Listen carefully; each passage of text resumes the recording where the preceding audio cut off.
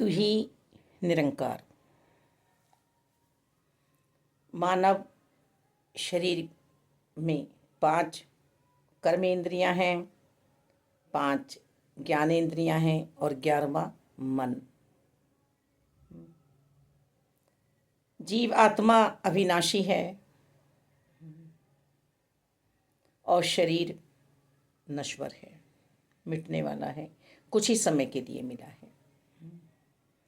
मानव शरीर को ही प्रभु का मंदिर कहा गया है।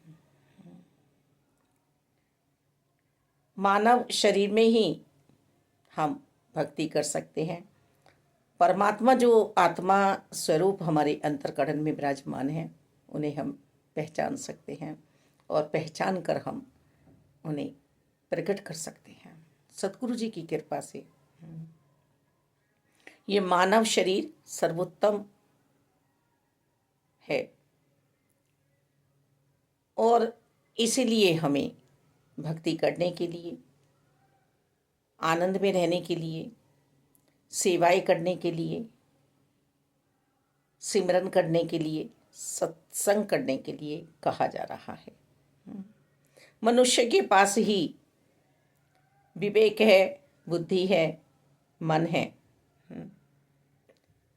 जो निराकार प्रभु परमात्मा की पहचान करके ज्ञान और वैराग्य के साथ प्रभु का आलिंगन कर सकती है, प्रभु के साथ रह सकती है। एक मिल अवस्था में जैसे मिश्री और पानी एक हो गए हैं, अब इन्हें कोई अलग नहीं कर सकता। इसी मानव शरीर से हम अभी इसी समय लाभ उठा सकते हैं। और यदि हमने मन को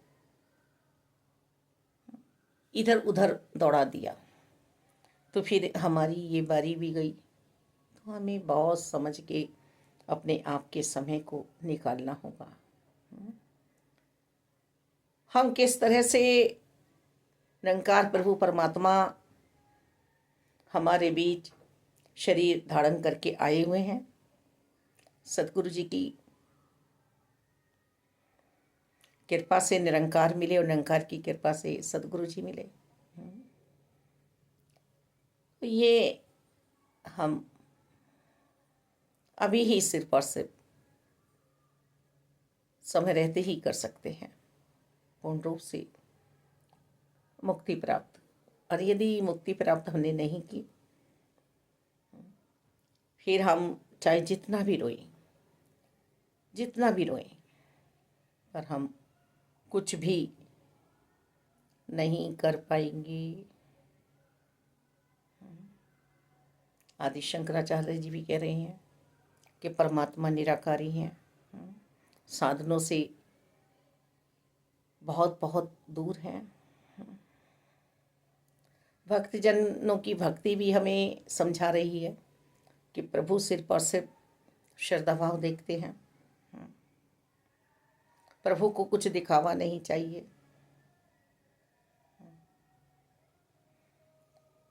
सिकंदर ने भी कितना सब कुछ जीत लिया, जश्न मन रहा है, पर उसे वो शांति नहीं है जिस शांति की तलाश उसे इस मानव चोले में करनी थी। बहुत कुछ पाकर भी, हाहाकार मचाकर भी हम देखते हैं कि हमारे अंतर्करण में शांति नहीं आ पाती है। वो कौन सी शांति है? हमने वो सब तो पा लिया है जो हम पाना चाहते थे, फिर हमें कौन सी शांति चाहिए? ये परम शांति परमपिता परमात्मा ही तो है, और जिनके चरणों में हम लक्ष्मी माँ को विराजमान देखते हैं। जो प्रभु का हो गया उसकी ही जीवन में बल्ले बल्ले है, क्योंकि जब शांति आ गई तो जो कुछ हमारे पास है उसी में ही हमें सब कुछ मिल रहा है, प्राप्त हो रहा है। धन्यवाद जी।